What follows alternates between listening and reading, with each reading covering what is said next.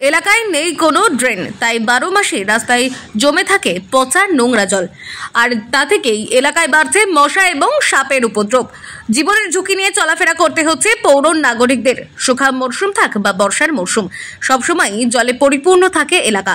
ইংরেজবাজার পৌরসভার 23 নম্বর ওয়ার্ডের নরসিংহ কুপ্পা সহ একাধিক এলাকায় স্থানীয় বাসিন্দাদের অভিযোগ, ইংলিশবাজার পৌরসভার অন্যান্য ওয়ার্ডের নাগরিকরা ঢালাই রাস্তা, পানীয় জল থেকে শুরু করে সমস্ত পরিষেবা পায়, কিন্তু বঞ্চিত রয়েছে তারা। ভোট আসলেই প্রতিশ্রুতি মেলে, কিন্তু ভোট চলে গেলে তাদের এই সমস্যার সমাধান হয় না।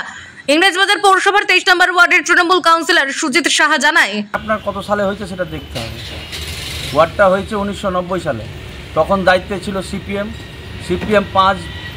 25 বছর কাউন্সিলর জনপ্রতিনিধি সিপিএমে ছিল। 25 বছর জনপ্রতিনিধি থাকাকালীন সিপিএমের চেয়ারম্যান বোর্ড ছিল সিপিএমের, 5 বছর জনপ্রতিনিধি ছিল আপনার বিজেপি, বোর্ড ছিল বিজেপিরও, নির্দলের চেয়ারম্যান ছিল বহুদিন, কংগ্রেসের চেয়ারম্যান ছিল, এবং যারা জনপ্রতিনিধি পূর্বে ছিল তারা ছিলেন টোটালি উদাসীন, ওই এলাকার সম্বন্ধে কোনোদিনও ভাবেনি। শুধু জল, রাস্তায় জল না, রাস্তা ছিল কাদা, রাস্তা ছিল না, জল ছিল না, লাইট ছিল না, আপনার স্বাস্থ্যকেন্দ্র কিছুই ছিল না। যা হয়েছে আপনার ওই এলাকার যতটুকু উন্নয়ন দেখতে পাচ্ছেন, রাস্তা হয়েছে, লাইট হয়েছে, আপনার ওই এলাকায় 2টো স্বাস্থ্যকেন্দ্র হয়েছে, ওই এলাকায় আপনার জলে বাড়ি বাড়ি জল হয়েছে, সবটাই কিন্তু হয়েছে আমাদের তৃণমূলে পরিচালিত পৌরসভার অন্তর্ভুক্ত বোর্ডেই। তৃণমূল পরিচালিত ইংলিশবাজার পৌরসভা বোর্ডের ওপর সাধারণ মানুষের বিশ্বাস উঠে গেছে। পাল্টা তৃণমূলকে কটাক্ষ করে সরব পৌরসভার বিজেপি কাউন্সিলর অম্লান ভাদুরী।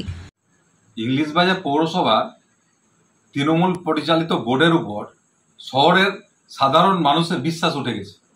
বিভিন্ন জায়গায় বিভিন্ন ওয়ার্ডে তৃণমূলের কাউন্সিলর আছে, তৃণমূলের বোর্ড চলছে শহর জুড়ে, কিন্তু তারপরেও মানুষ এদেরকে ভরসা পাচ্ছে না।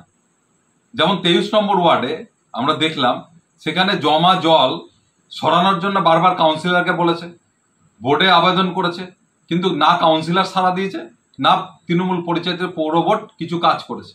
তারা ডিস্ট্রিক্ট ম্যাজিস্ট্রেটের কাছে কমপ্লেন করেছে তাদের এলাকায় ডেঙ্গু যাতে না ছড়ায়, তাদের স্বাস্থ্যকেন্দ্রে যেতে যে রাস্তা সেখানে জল জমে থাকছে, জমা জলে ডেঙ্গু বিভিন্ন রোগ বিসুখ হচ্ছে, কিন্তু না কাউন্সিলর তৃণমূলের না পৌর বোর্ড কেউই এই কাজগুলো করছে না। বাধ্য।